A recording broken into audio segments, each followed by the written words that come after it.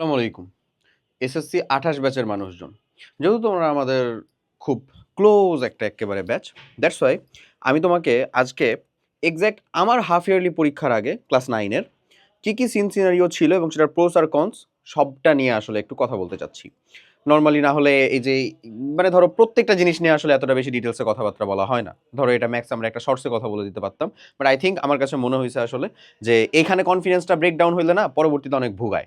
তাই তোমার হাফ ইয়ারলির আগে অবশ্যই তোমার হাফ ইয়ারলি পরীক্ষার রুটিন না দিলেও কখন পরীক্ষাটা হবে সেটা জানাই দিছে এবং সেটা কুরবানি ঈদের আগ পর দিয়ে হতে চলেছে আসলে সেটা তুমি জানো। তো এটা স্কুলের সবার জন্যই কাজে লাগবে। ২৭ ব্যাচ যারা প্রি-টেস্ট দিবে তাদের জন্য আলাদা কনটেন্ট আছে, ওটা তোমরা দেখো আলাদা।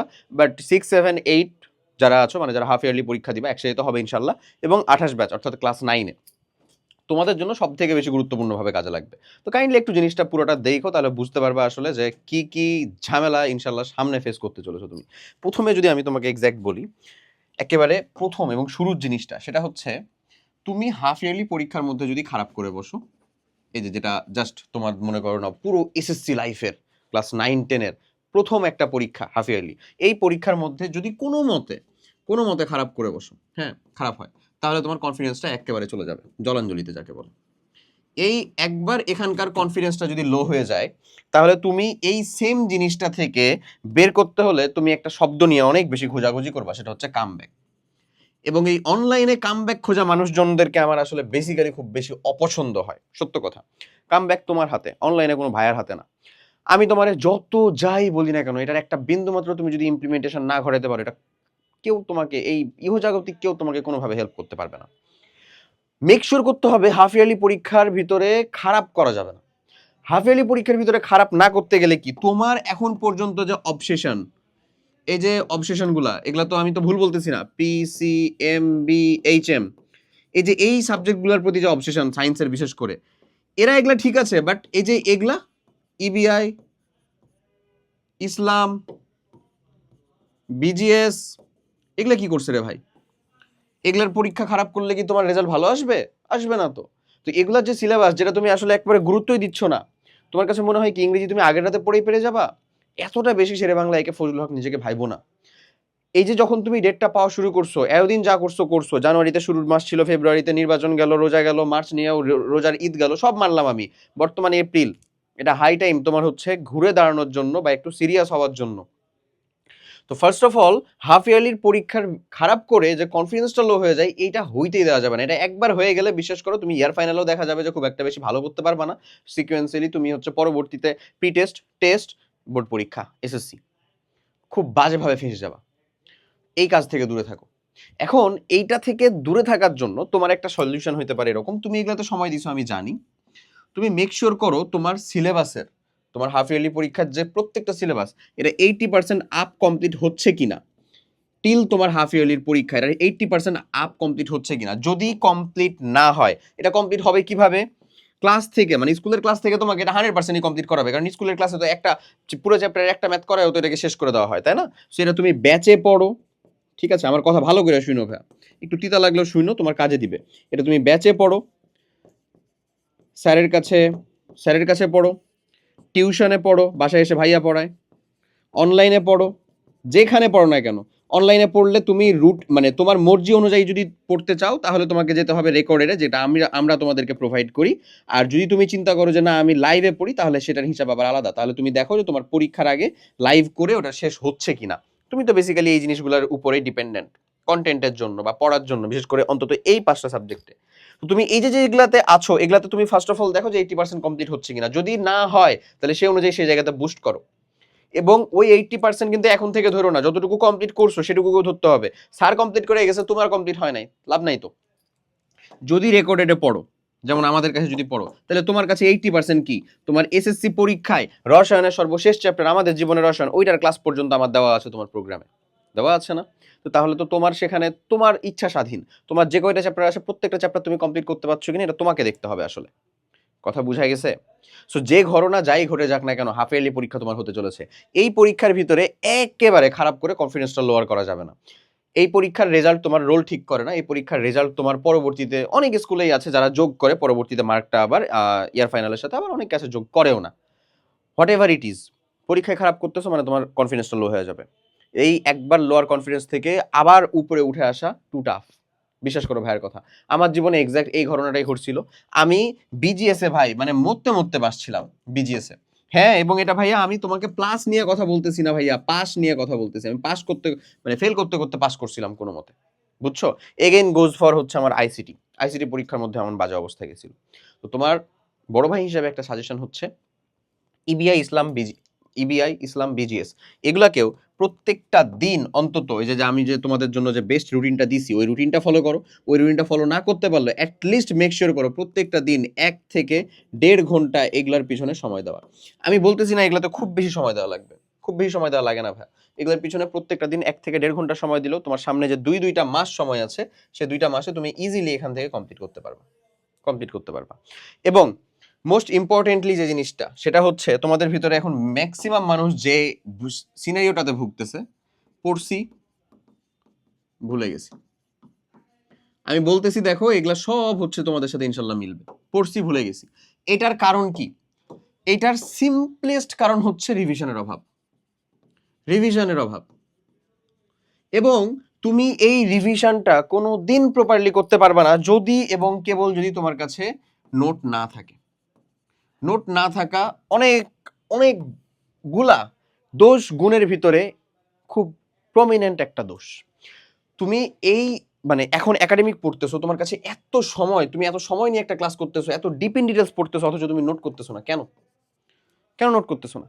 তুমি নোট করবা, নোট করলে তোমার রিভিশনের যে অভাব আছে সেটাকে মেটাতে খুব সহজ হবে তোমার জন্য। এই যে যারা এক্ষুনি দেখো যারা হচ্ছে মানে নোট না করে আছো, তারা রিভিশনের জন্য কোথায় যেতে হবে? হয় ক্লাস স্লাইড, নাহলে আবার ওই ক্লাসই দেখতে হবে 1.5 স্পিড দিয়া, অথবা হচ্ছে যে টেস্ট পেপার সলভ বা গাইড বা মাস্টার বুক যেখান থেকে হোক না কেন, মানে কোনো একটা বই, এই যে বই পড়া। এই ক্ষেত্রে তোমার একটা জিনিস হেল্প হতে পারে, যাদের কাছে নোট নাই তাদের ব্যাকআপ হিসেবে আমাদের এসএসসি 28-এর যে ক্যাপ বা 27-এর যে ক্যাপ, প্রত্যেকটাতেই আসলে দাগানো বোর্ড বই দিয়ে দেওয়া থাকে, দাগানো বোর্ড বই থাকে। এটা তোমাদের জন্য একটা প্লাস পয়েন্ট। দাগানো বোর্ড বইয়ে আমি বলবো না একেবারে ক্লাসের মতন বা নোটের মতন তোমার রিভিশন হবে, বাট স্টিল একটা পয়েন্ট। দাগানো বোর্ড বই থেকে কিন্তু তুমি রিভিশন করতে পারো। দেখো ভাই, তোকে একটা চ্যাপ্টারের একটা টপিকের মাত্র 10-12টা লাইন পড়তে হবে এমন না। তোর হাফ ইয়ারলি পরীক্ষার ভিতরে নাই কম করে হলো 3টা থেকে 4টা করে চ্যাপ্টার আছে। এই 3টা থেকে 4টা করে চ্যাপ্টার যখন তুই একবারে পড়তে যাচ্ছিস, তখন তুই যদি চিন্তা করিস প্রত্যেকটা লাইন আমি ঠোঁটস্থ করবো, তুই ভুল পথে আছিস। সিম্পল হিসাব, কারণ প্রত্যেকটা লাইন থেকে তোর কোশ্চেন হবে না। তাহলে তোকে ইম্পর্টেন্সটা বুঝতে হবে, কোথা থেকে কোশ্চেন হবে। ঠিক আছে, ওকে। এরপরে চলে আসো আর একটা মেইন গুরুত্বপূর্ণ জিনিস, সেটা হচ্ছে দ্যাট অন সাবজেক্ট। পরীক্ষার আগে সবসময় এই জিনিসটা মাথায় রাখবা যে তোমার জীবনেও একটা দ্যাট অন সাবজেক্ট আছে। মানে তোমার জীবনে এখন পর্যন্ত তোমার প্রিন্স চার্মিং আসছে কিনা আমি জানি না, বাট দ্যাট অন সাবজেক্ট একটা আসছে। এই দ্যাট অন সাবজেক্টটা কি? যেইটাই তুমি ডাববা। এটা একটা থাকতে পারে, একাধিকও থাকতে পারে, বাট এটা বেশি না থাকা আসলে উচিত। এটা ম্যাক্স 2টা থেকে 3টা থাকতে পারে, এর বেশি আসলে হওয়া উচিত না। যেটাই তুমি ডাববা, যেটা তুমি কম পারো। আসলে আমার ক্ষেত্রে যেটা ছিল তোমরা অলরেডি জেনে গেছো বোধহয়, এটা আমি এতবার বলছি, বিজিএস বায়োলজি। আমার ক্ষেত্রে এই জিনিসটা ছিল। বাট আমি তোমাকে বলবো আমি ঢাবিতে চান্স পাইছিলাম বায়োলজিতে মার্কের জন্য, এই পরিমাণে একটা কামব্যাক দিতে পারছিলাম। বাট আমাকে দিতে দিতে মানে এইচএসসি পার করছি, তারপরে অ্যাডমিশনে যেটা পর্যন্ত দিতে পারছি। সো ইট টেক্স টাইম, এটা সময় নেয়। তোমার একটা জিনিস বুঝতে, শিখতে, ধরে রাখতে অবশ্যই সময় নেয়। তোমার জন্য আমার তরফ থেকে সিম্পলেস্ট সাজেশন হচ্ছে তোমার যে দ্যাট অন সাবজেক্ট, এটা হতে পারে English, chemistry, physics, math, higher math, যেটা হোক না কেন, ওই দ্যাট অন সাবজেক্টকে আলাদাভাবে এমফাসাইজ করা, গুরুত্ব দেওয়া,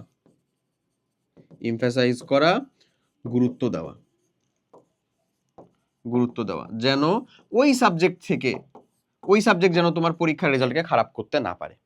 ওটাকে আলাদা করে দেওয়া মানে কি? তুমি মেক শিওর করো যে প্রত্যেকটা দিন না হলেও একদিন পর পর হইলেও ওই সাবজেক্টটাকে পড়া। একদিন পর পর হইলেও সাইক্লিক্যালি ওই সাবজেক্ট যেন থাকে, একদিন পর পর হলেও যেন ওই সাবজেক্ট পড়া। আমার কথা কি ক্লিয়ার? বুঝা গেছে? এই বেসিক জিনিসগুলা তোমাকে এখন থেকেই মানতে হবে। হাফ ইয়ারলি পরীক্ষায় খারাপ করার অনেক হচ্ছে যে মানে যে ধরো প্রথম যেটা অর্ধবার্ষিক পরীক্ষা, এটা খারাপ করার অনেক তুমি হচ্ছে ড্রব্যাক পাবা, অনেক খারাপ পাবা। এটা দেখো তোমার ফার্স্ট স্টেপ, তোমার ক্লাস 9-এর কি একটা ফার্স্ট স্টেপ না? তো এই ফার্স্ট স্টেপটা সবসময় একটু লং হয়। তুমি কেবল হচ্ছে যে বৃত্তি পরীক্ষা দিছো, হয়তো বা ক্লাস 8-এ পরীক্ষা দিলা, বার্ষিক দিয়েছো, আমি জানি এগুলো তুমি দিয়েছো, এগুলো তুমি ফেস করে আসছো। বাট এটা তো 9-10, এখানে সায়েন্সের সাবজেক্ট একটা মাত্র না, এখানে সায়েন্সের সাবজেক্ট ইনক্লুডিং জেনারেল ম্যাথ করলে 5টা হয়ে যায়। এখানে তো সিকোয়েন্সটা আলাদা, এখানে তো পড়ার পরিমাণটা বেশি, এটা বুঝতে হবে না? তো তুমি পড়তেছো, আমি জানি তুমি এই ফটো দিচ্ছ, বাট তুমি যদি কোনো মতন এটার ভিতরে কোনো একটা কারণে কোনো একটা সাবজেক্টের জন্য হইলো বা একাধিক সাবজেক্টের জন্য হইলো খারাপ করে অবশ্য, তোমার কনফিডেন্স লো হয়ে যাবে, যেটা তোমাকে পরবর্তীতে কুড়ে কুড়ে কুড়ে কুড়ে খাবে, যেটা তোমাকে আসলে পরবর্তীতে মুভ অন করতে অনেক বেশি প্যারা দিবে। আমার তরফ থেকে সিম্পলেস্ট সাজেশন, কনফিডেন্স লো করতে দেওয়া যাবে না, এবং দ্যাটস ওয়াই আমাদেরকে এই সকল জিনিসপাতিগুলোকে ধরে রাখতে হবে। এরপরে চলো লাস্ট একটা তোমাদেরকে মানে জাস্ট খালি অ্যাডভাইস দিয়ে দিই, যেটা তোমরা অনেকেই ফেস করতেছো, তারপরে আমরা চলে যাব তোমাদেরকে জিনিসটা দেখাতে। একটানা বেশিক্ষণ পড়তে পারি না ভাই, বেশিক্ষণ পড়তে পারি না,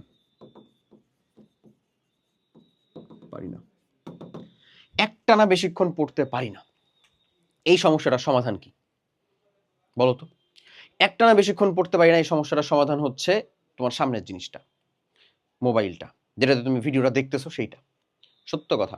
বাট স্টিল তুমি আসলে এখান থেকে উঠতে পারবা, দ্যাটস ওয়াই তুমি এই কন্টেন্টটা দেখতেছো, শিক্ষামূলক কন্টেন্ট দেখতেছো, না হলে তুমি আসলে যে রিলস দেখতা, গান দেখতা, সোয়াগ দেওয়া, এডিট দেওয়া জিনিসপাতি দেখতা, অথবা হচ্ছে মানে কোনো মুভি কন্টেন্ট দেখতা, আর তো আদার্স, অথবা চ্যাটিং করতা, গ্রুপে থাকতা, কত কি আছে, কত কি আছে, বিচিং করে বেড়াইতা, হোয়াট এভার 1000 অফ থিংস আছে যেটা করতা। না করে তুমি যে দেখতেছো, দ্যাটস মিনস তুমি মানে শিওরলি ইনশাল্লাহ তুমি হচ্ছে বাঁচতে পারবা এখান থেকে। তো এখান থেকে বাঁচার যে সিম্পলেস্ট উপায়টা হচ্ছে, তোমার কাছে এখন অ্যাট দিস পয়েন্ট মনে হতে পারে ফোনটা না থাকলে আমি এটা দেখতেই পেতাম না। ইয়েস, তুমি কারেক্ট, ফোনটা না থাকলে তুমি দেখতেই পেতাম না। ভাই আপনি তো অনলাইনে ক্লাস করতে বলেন, অনলাইনে তো আমার ডিভাইস লাগবেই। ইয়েস, তুমি তাও কারেক্ট। এজন্যই আমরা তোমাকে বলি ডিস্ট্রাকশন যেখানে নাই সেই সকল জায়গার ভিতরে যাও। ডিস্ট্রাকশন নাই কোথায়? ডিস্ট্রাকশন যে সকল জায়গার ভিতরে নাই, ডিস্ট্রাকশন নাই কোথায়? অ্যাপে। ডিস্ট্রাকশন নাই কোথায়? লাইভ ক্লাস না যেগুলা, অর্থাৎ রেকর্ডেড ক্লাস যেগুলা, সেগুলাতে, রেকর্ডেড ক্লাসে। ডিস্ট্রাকশন নাই কোথায়? যেটাই তোমার সোশ্যাল মিডিয়া না, সেইখানেই ডিস্ট্রাকশন নাই। সো আমাদের ওয়েবে তুমি বিন্দাস ক্লাস করো, তোমাকে সারাটা দিনে নোটিফিকেশনটা অফ করে ওয়েবে তুমি সারাটা দিন ক্লাস করো, কেউ তোমাকে একটা সিঙ্গেল টোকা পর্যন্ত দিতে পারবে না, বুঝছো? বাট দ্য থিং ইজ, তুমি জাস্ট 5টা মিনিটের জন্য সোশ্যাল মিডিয়াতে একটা কিছু চেক করতে গেছো, একটা আপডেট নিউজ নিতে গেছো, পরবর্তীতে দেখতেছো 5 মিনিট কি 5 ঘন্টা পার হয়ে গেছে, তুমি বুঝলা না। তোমাকে ডিস্ট্রাকশনটা কমাইতে হবে ভাই। তোমার বেসিক্যালি ডিস্ট্রাকশন হওয়ার জন্যই বেশিক্ষণ তুমি পড়তে পারো না, আর অন্য কোনো কারণ নাই। ওই যে যখন মানে এই মানে সাহাবী যখন জিজ্ঞাসা করছিলেন যে আমি আসলে মানে পাপ কাজ থেকে মুক্ত হতে চাই, আমার কি করা লাগবে? তখন একটা কথাই বলা হয়েছিল, মিথ্যা বলা ছেড়ে দাও। সো সেম টু মানে সেম থিং আসলে ওই জিনিসটার মতোই, তোমার কাছে মনে হচ্ছে এটা কম ইম্প্যাক্টফুল, বাট বেসিক্যালি এটা না। তুমি যদি লিমিটেড ভাবে ইউজ করতে পারো, তুমি যদি তোমার ভালোর জন্য ইউজ করতে পারো, ভালোর জন্য ব্যবহার করতেছো, ভালোর জন্য ব্যবহার করতেছো, বিশ্বাস করো তুমি জিতবা, এখানে তুমি এখানে কনকিউর করতে পারবা। বাট আমরা আসলে এই জিনিসগুলোকে করতে পারি না। জিনিসটা হচ্ছে এখানে, এটা মানে আমরা সোশ্যাল মিডিয়া কন্ট্রোল করবো কি সোশ্যাল মিডিয়া আমাদেরকে কন্ট্রোল করে বসে। একটা মিম না দেখলে, আপডেটেড নিউজ না থাকলে, আসলে আপডেটেড নিউজ দরকার, পেপার পড়ে পেতে পারো, টিভিতে নিউজ দেখে পেতে পারো, ফোনে তুমি নিউজ দেখো, কোনো সমস্যা নাই, লাইভতে নিউজ দেখাই। বাট ওগুলা না করে তুমি আসলে যে স্ক্রলের পরে স্ক্রল করে যাচ্ছ, এবং প্রত্যেকটা স্ক্রলে তুমি তোমার পরবর্তী ডিস্ট্রাকশন আরো বাড়াচ্ছ। তোমার যতটুকু মনোযোগ, যতটুকু ডোপামিন রিলিজ, যত যা কিছু ফিজিক্যালি আসলে ফিট থাকার জন্য হওয়া উচিত, সেগুলোকে কমাচ্ছ। তুমি পরবর্তী সময়টাকে আরো হার্ডার বানাচ্ছ।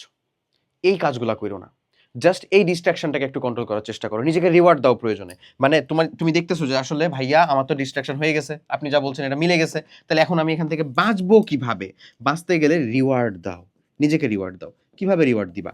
এটা হইতে পারে একটু গেম খেলা, হইতে পারে একটা মুভির কোনো অংশ দেখা, হইতে পারে একটা মানে সিম্পল একটা মুভির একটা অংশ দেখা, অথবা হইতে পারে হচ্ছে একটা এপিসোড দেখা। এই যে ছোট্ট ছোট্ট রিওয়ার্ড দাও, বাট রিওয়ার্ডটা কেমন হবে?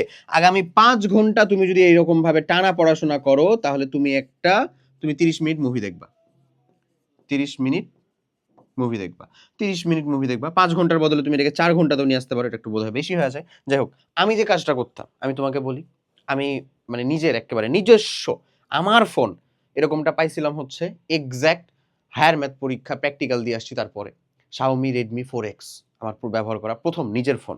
এর আগে বাবার ফোন ইউজ করতাম ক্লাস 9-10 এর কালে ধরো। তো এরপরে কলেজ লাইফ পর্যন্ত ওই ফোন। আমি ওই ফোনটার ভিতরে ইউটিউব থেকে ডাউনলোড করা আমার সময়ের বেশ কিছু আসলে মানে যে উপন্যাসগুলোর আলোকে মুভি হয়েছিল, এরকম আমি নাম বলতে পারবো। আমার তখন আসলে হুট করে অনেক বেশি উপন্যাস পছন্দ হয়ে যাচ্ছিল। এখন আমি বাংলা সাহিত্যের প্রতি প্রচন্ড পরিমাণে আসলে আগ্রহী একজন মানুষ বা ফ্যান যাকে বলে। তো আমি হচ্ছে সূর্য দীঘল বাড়ি দেখছিলাম, নন্দিত নরকে দেখছিলাম, নট হচ্ছে পড়ছি, দেখছিলাম, হ্যাঁ। তারপরে হচ্ছে আমাটির ভিপু দেখছিলাম, তারপরে ওই আমাদের যে লাল সালু সেগুলো দেখছিলাম, আরও অনেক অনেক উপন্যাস আমি আর কি দেখে কমপ্লিট করছিলাম, পদ্মা নদীর মাঝি দেখছিলাম, এই সকল কিছু, বুঝছো? তো এই ঘটনাগুলো আমি জানতাম, স্টিল আমি পোর্ট্রে করে দেখলাম। তো আমি দেখতাম এই যে এই ফেজটাতে আমি 20 থেকে 25 মিনিট দেখতাম খাওয়ার টাইমটাতে, অথবা খাওয়ার আগে পরে এই টাইমটাতে, বাট একটা সার্টেন টাইম পড়াশোনার পরে আমি 1.5 ঘন্টা কেমিস্ট্রির একটা চ্যাপ্টার পড়লাম, তারপরে যে আমি জাস্ট 20 মিনিটস দেখলাম। তো এই জিনিসটাকে নিয়ন্ত্রণ করতে হবে, এটা যেন উল্টে না যায় যে 20 মিনিট পড়লাম তারপরে 1.5 ঘন্টা দেখলাম, তাহলে আবার উল্টে গেল। এটা সম্পূর্ণ নিজের কাছে, এবং এটা পসিবল, এই রিওয়ার্ড সিস্টেমটা পসিবল। এই কন্ট্রোলটা যে পারছে সে জিতবে, সে জিতবে, সে ইতিহাস চেঞ্জ করতে পারবে, বুঝছো? সো এই সাজেশনগুলো মেনে চইলো। হাফ ইয়ারলি পরীক্ষা আসতেছে, হ্যাঁ আসতেছে। এই আজকে আমি বলে দিলাম আসতেছে, আজকে তুমি দেখে ফেললে আসতেছে, এরপরে দেখবা সাজেশন নিয়ে উপস্থিত হইছি, লেজিট, বুঝছো? তো হাফ ইয়ারলি পরীক্ষা আসতেছে, তুমি যদি আসলে এই দলের মানুষজন হয়ে থাকো যে হ্যাঁ ভাইয়া তোমার নিজেকে পড়তে হচ্ছে এবং তুমি রেকর্ডের জিনিসটা থেকে কমপ্লিট করবা, তুমি যদি এই যে দলের মানুষজন হয়ে থাকো, তাহলে আমি তোমাকে অবশ্যই রেকমেন্ড করবো আমাদের এসএসসি 28 ব্যাচের জন্য যে কমপ্লিট একাডেমিক প্রোগ্রাম আছে, ক্যাপ আছে। জাস্ট এই জিনিসটাকে তুমি দেখবা, ধরো আমি যদি এখানে চলে যাই তাহলে তুমি দেখবা এই যে 28 ব্যাচের জন্য যে ক্যাপ, এই ক্যাপ প্রোগ্রাম 19,255 জন মানুষ করতেছে, তুমিও এর ভিতরে জয়েন করতে পারো। এখানে তুমি দেখলে বুঝতে পারবা, ডেমো ক্লাস সবকিছুই দেওয়া আছে, হ্যাঁ। এটা এই যে যাচাই ক্লাস, ধরো এই যে কেমিস্ট্রির ক্লাস দেওয়া, সব দেওয়া, এই জিনিসপাতি থেকে তুমি ইনশাল্লাহ কমপ্লিট করতে পারবা। ওকে, আমি যদি তোমাকে দেখাই একটু খালি, ধরো এই ক্লাস তুমি ফেসবুক মানে ইউটিউবে এবং ফেসবুকে হচ্ছে ফ্রি আকারে পাবা। তো এই ক্লাসগুলোকে দেওয়া আছে, তোমার এই ক্লাসটা অবশ্যই অবশ্যই হাফ ইয়ারলি পরীক্ষার ভিতরে আছে, আমার নিজের নয়। যদি কমপ্লিট করতে চাও, এরকম পিসিএমবি, এইচএম, ইবিআই সব দেওয়া আছে, তোমার সবগুলো একেবারে রেকর্ডেড করে সব প্রোগ্রাম এখানে যুক্ত করে দেওয়া আছে। দ্রুত যুক্ত হও, যুক্ত হও, শুরু করো। শুরুর ধাপটাই কঠিন, শুরু করতেই কঠিন লাগে, বাট এটা সম্ভব, তুমি জিততে পারবা। বুঝা গেছে? হাফ ইয়ারলি পরীক্ষাটা কোনো মতন খারাপ হতে দিও না, কোনোভাবে না। কনফিডেন্সটা ধরে রেখো, ইনশাল্লাহ ভালো কিছু হবে একসাথে। সবাই অনেক ভালো থাকো, দেখা হবে নেক্সট কোনো একটা ভিডিওতে। টিল দেন, আল্লাহ হাফেজ, আসসালামু আলাইকুম।